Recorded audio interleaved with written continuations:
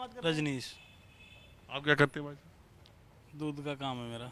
दूध का काम है मेरा। दूध का? हाँ जी। अच्छा, इस इलाके में दूध का भी अच्छा काम है। गाजियाबाद है मेरा काम। अरे नोएडा गाजियाबाद में दूध का बहुत अच्छा काम है। हाँ हाँ। तो एक बात ये बताइए कि दूध में मिलावट का कैसा काम है? पैकेट वाला काम है मेरा, मिलावट का नहीं है। पैकेट में तो लोग कहें कुछ रहता ही नहीं। अब तो सरकार कुछ भी करवा दे, फिर उसमें पैक पास कर रही है तो।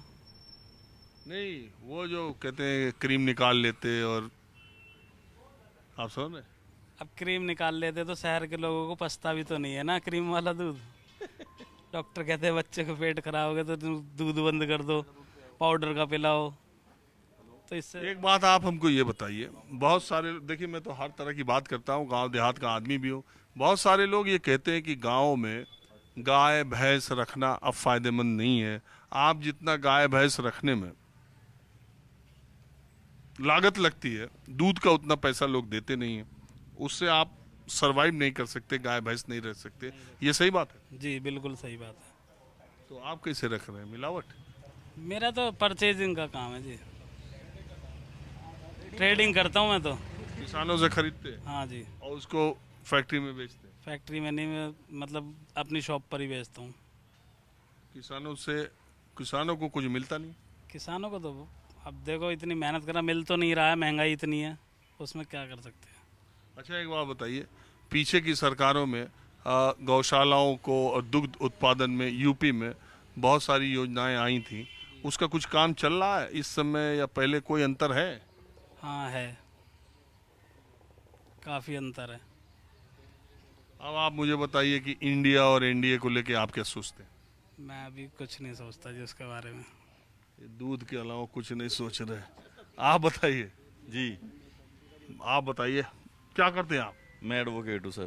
तब आप सही तरीके से पक्ष रखेंगे। आप मुझे बताइए, इंडिया और एनडीए जो ये सारा गठबंधन का खेल चल रहा है दोनों तरफ, उसमें आप लड़ाई को कहाँ देख रहे हैं? और सबसे इम्पोर्टेंट, 14 और 19 में मोदी जी जहाँ थे वहीं 24 में रहेंगे या ऊपर नीचे हो रहा है? अब बदलाव आएगा। दरअसल हमारे समाज के लोग या ज़्यादातर लोग बदलाव चाहते हैं कि भाई दो योजना हमने मोदी जी देख लिए हैं, अब उनको क्या मूल्यांकन देंगे, अब उसका चुनाव में पता चल जाएगा। पर अब ज़्यादातर लोग बदलाव की तरफ हैं, क्या चाह रहे हैं कि कुछ बदलाव आए देश में।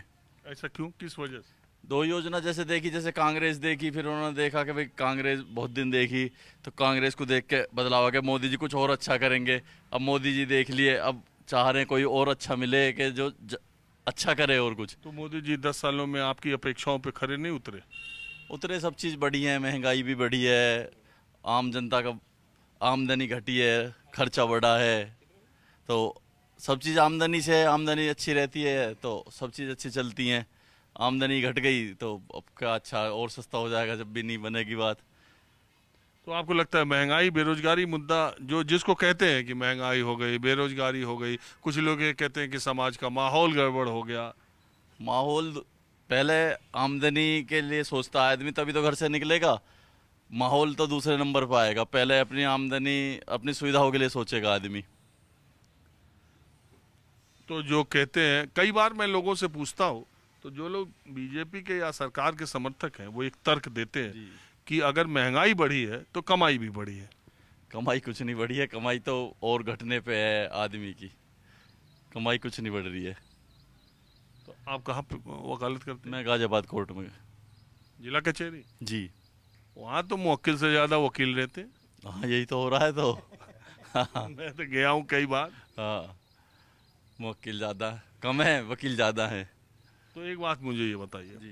कि पहले के मुकाबले अब केस कम आते हैं या ज्यादा? आप क्रिमिनल में हैं या सिविल में? क्रिमिनल में। ओहो, तब तो क्रिमिनल में। आप बताइए कि पहले की सरकारों में, अखिलेश की, मायावती की सरकारों के मुकाबले योगी जी के सरकार में क्रिमिनल के केस ज्यादा आ रहे हैं या कम?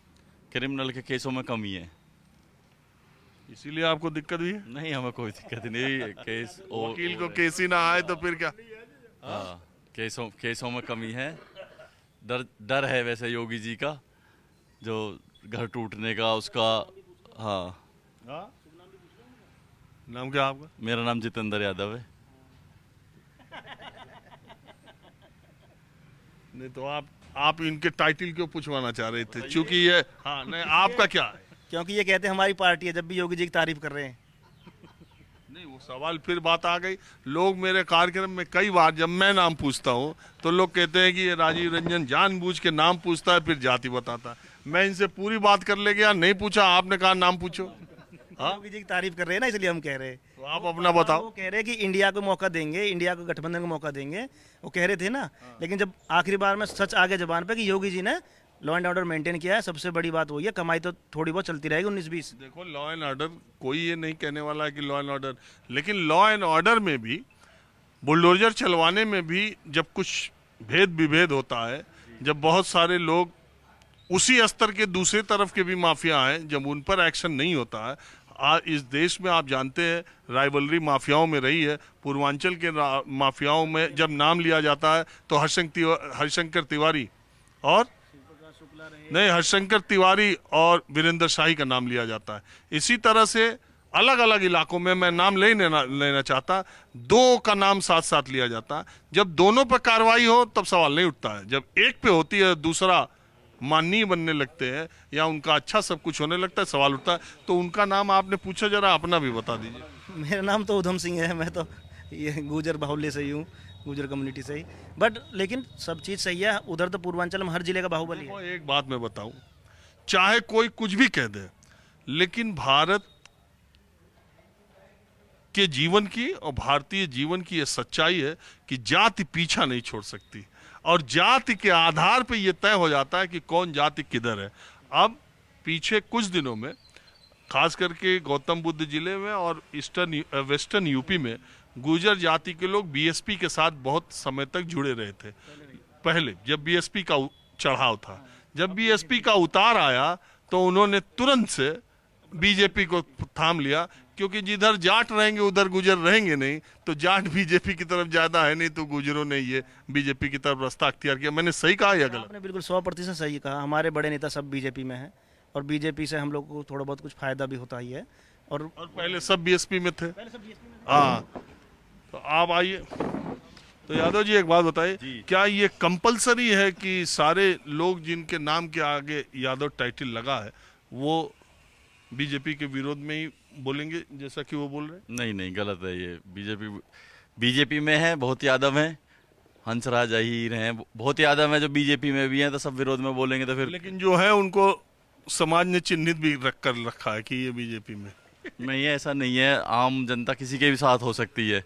जब ये बसपा छोड़ के जब ये बसपा छोड़ के बीजेपी में जा सकते हैं, तो हमारे लिए ये थोड़ी कि हम सपा में ही रहेंगे।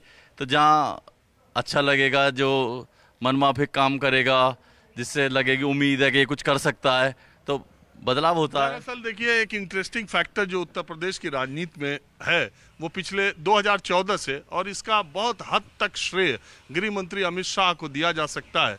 जब वो पार्टी के महासचिव के तौर पर अखिल भारतीय स्तर पर आए, और 2014 का जब लोकसभा का चुनाव हुआ, प्रधानमंत्री नरेंद्र मोदी को प्रधानमंत्री का चेहरा जब बनाया गया, और पार्टी के अध्यक्ष राजनाथ सिंह थे, और उत्तर प्रदेश का कार्यभार जब अमित शाह को दिया गया, तो उन्होंने एक नायाब और एक अचूक रणनीति उत्तर प्रदेश के बारे में बनाई। वो ये कि हिंदुत्व के कॉकटेल, हिंदुत्व और जाति का कॉकटेल कैसे बनाया जाए, इसके लिए उन्होंने वो तमाम जातियां, खास करके पिछड़ी, क्योंकि फॉरवर्ड्स को हमेशा से बीजेपी का वोट माना जाता है। अगर आप देखें तो शहरी इलाकों में जो मेयर के चुनाव हुए, भले सरकार सपा और बसपा की थी, लेकिन मेयर चुनाव ज़्यादातर भारतीय जनता पार्टी जीत गई। शहरी इलाकों में बीजेपी का प्रभाव, प्रभुत्व ज़्यादा है, फॉरवर्ड्स में भी रहा है। और तो इसलिए हिंदुत्व के तड़के के साथ फॉरवर्ड वोट्स का तो मामला बन गया। लेकिन अमित शाह ने यह प्रयोग, जो पार्टियां बीएसपी में थी, जो कि यादवों के अलावा गैर ओबीसी जो बीएसपी के साथ मजबूती के साथ जुड़ी हुई थी, अमित शाह ने उन तमाम बड़े चेहरों को बीजेपी में लाने की कोशिश की, और बीजेपी में लाने की ही नहीं कोशिश की, उसके साथ साथ वो सारे जाति के लोग भी, अगर आप राजभर देखें, अगर आप चौहान देखें, अगर आप निषाद देखें, अगर आप गुर्जर जाति के लोगों को देखें, अगर आप त्यागी देखें, इन सारे जगहों के पूर्वांचल में भी और पश्चिमांचल में भी इन तमाम गैर यादव ओबीसीज को बीजेपी के साथ जोड़ने में उन्हें कामयाबी हासिल हुई।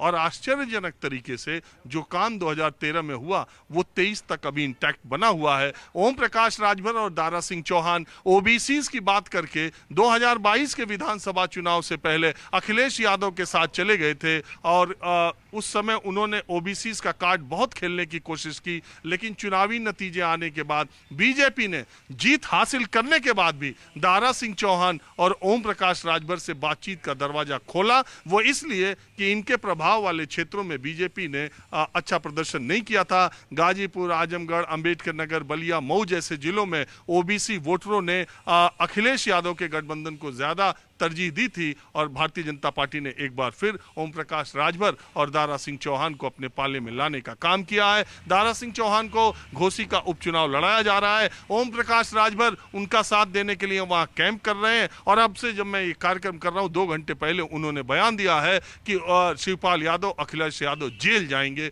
उन्होंने जो भ्रष्टाचार किया। तो इस लेवल पर जाकर के ओम प्रकाश राजभर भारतीय जनता पार्टी के लिए बैटिंग कर रहे हैं। तो बड़ी मजेदार बात यह है कि 2024 के लोकसभा चुनाव से पहले जो उत्तर प्रदेश में इंडिया है वो उसका जो गठबंधन है उसमें चंद्रशेखर, उसमें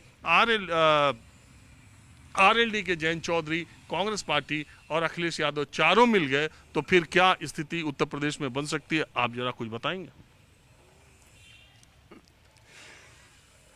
जयंत चौधरी, चंद्रशेखर, अखिलेश और कांग्रेस मिल जाएगी तो 14 और 19 के मुकाबले 24 में यूपी में कुछ टक्कर तगड़ी हो पाएगी।